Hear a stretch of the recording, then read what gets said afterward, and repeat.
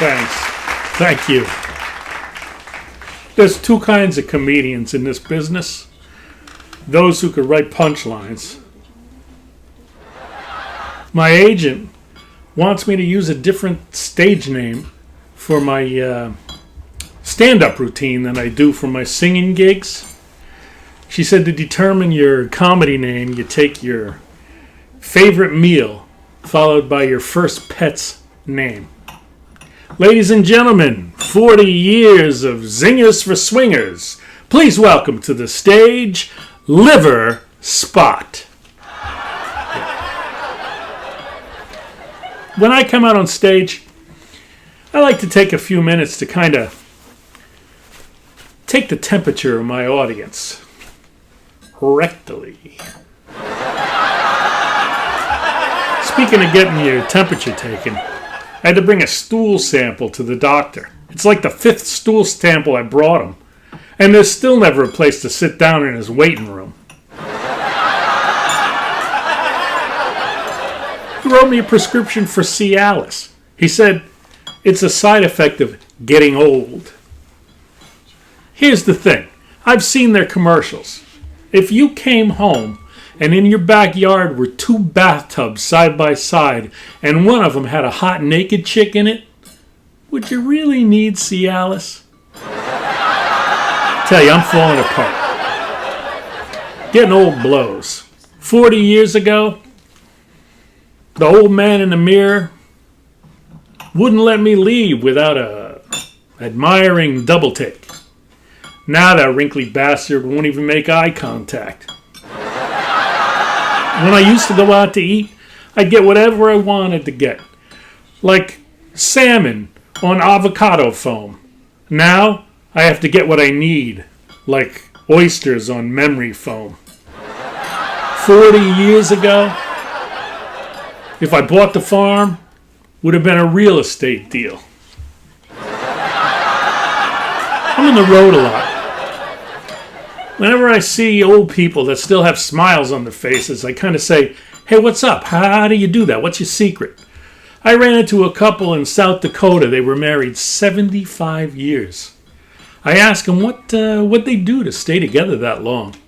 They said, every day after lunch, we watch Murder, She Wrote. Every day after dinner, we play Scrabble. And we have sex every Saturday and Sunday.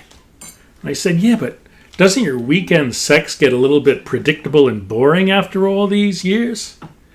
And they said, oh, heavens no.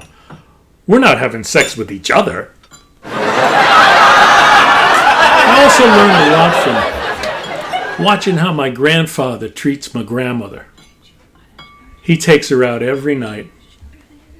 He usually lets her in before breakfast, but sometimes earlier if she's scratching at the door during the night. Grandma had a close call the other day. Yeah. She tripped over her breasts. She was fortunate to avoid injury, however, because the bags under her eyes broke her fall. Yeah. I can't walk around as good as I used to, so I thought about getting a Segway. But I'm just going to move on to the next joke. My wife, she's my biggest fan.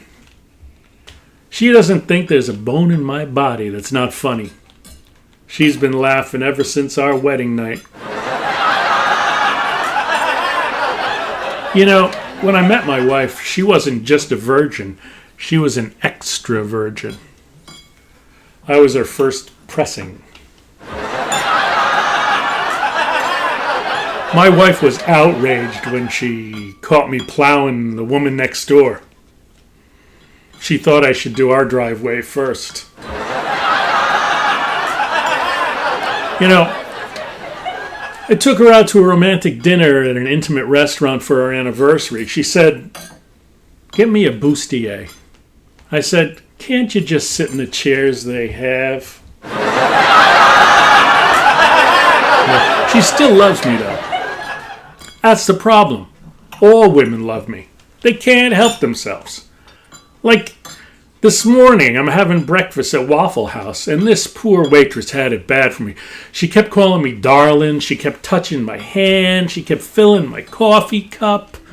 She gave me my check, and on the back she wrote, "Come again, Sherry," with an I, and the I was dotted with a heart.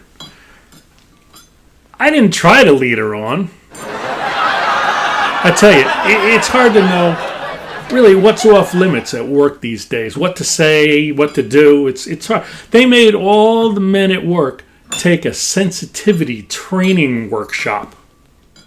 They had all the broads in the office wear schoolgirl uniforms. Yeah, say that 3 times. Schoolgirl uniforms. And tickle our thighs gently with a feather.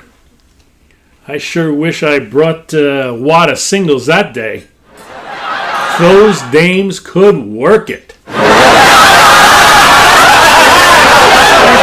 Thanks very much. You've been a great audience. And when we started, you were 98.6, and now you are 101.4.